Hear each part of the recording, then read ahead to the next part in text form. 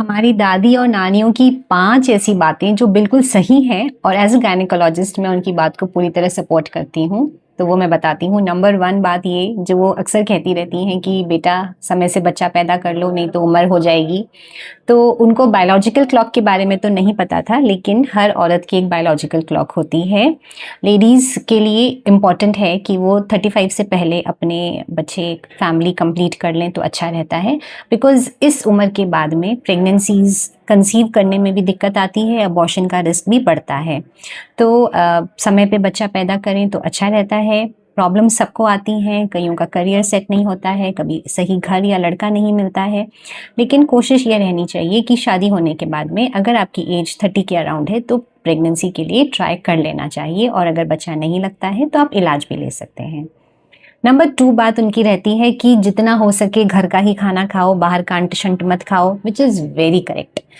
आजकल के ज़माने में लोग ज़्यादातर बाहर का ओवर प्रोसेस्ड फूड खाते हैं, और इसी वजह से आजकल हम प्रेगनेंसी में बीपी, हाइपरटेंशन और डायबिटीज़, जेस्टेशनल डायबिटीज़ के केसेस ज़्यादा देख रहे हैं। ये पहले के अनुपात के हिसाब से बहुत ज़्यादा इसलिए ही बढ़ा है बिकॉज़ बाहर खाने-पीने का चलन अब ज़्यादा हो गया है, इसलिए प्रेगनेंसी में और डिलीवरी के बाद में भी घर का ही खाना खाना चाहिए। नंबर 3 बात उनकी ये अच्छी है, वो बताती हैं कि बच्चों के बीच में बहुत ज़्यादा गैप नहीं होना चाहिए। तो ये बात बिल्कुल सही है। नॉर्मल डिलीवरी के बाद गायनेकोलॉजिस्ट हम भी बताते हैं कि 2 साल का आप गैप रखिए, फिर नेक्स्ट प्रेगनेंसी ट्राई कर सकते हैं, और अगर सिज़ेरियन से बच्चा हुआ है तो 3 साल का आप गैप रख सकते हैं।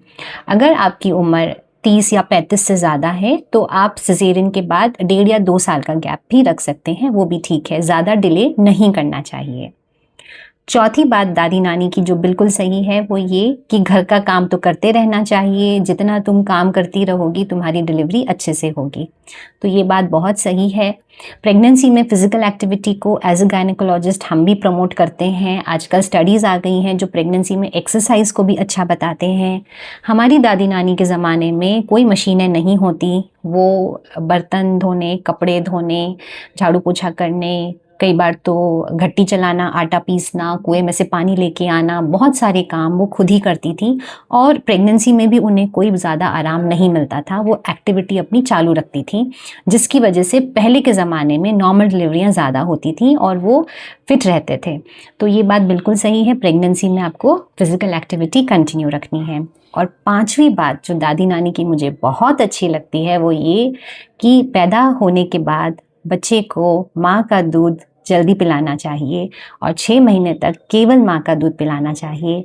Exclusive breast feeding for 6 months जो हमारी दादी नानियों ने किया है और हमें भी समझाती हैं, हमें ये इस प्रोसेस को आगे भी कंटिन्यू करना चाहिए। 6 महीने तक बच्चे को कोई भी ऊपर का दूध या फॉर्मूला फीड नहीं देना चाहिए। जो माँ का दूध है वो एक सुरक्षा कवच होता है बच्चे के लिए, और वो उसकी सारी ज़रूरतों को पूरा करता है। तो हमारी दादी नानियों का प्यार और उनका अनुभव जो है वो बहुत अनमोल है, हमको उनसे अच्छी चीज़ें सीखनी चाहिए। अगर वो कुछ हमें ऐसी चीज़ बता रहे हैं जो मेडिकल साइंस के हिसाब से सही नहीं है तो हमको उनको समझाना चाहिए, और वो ही आगे फॉरवर्ड करना चाहिए, कैरी फॉरवर्ड जो मेडिकली सही है।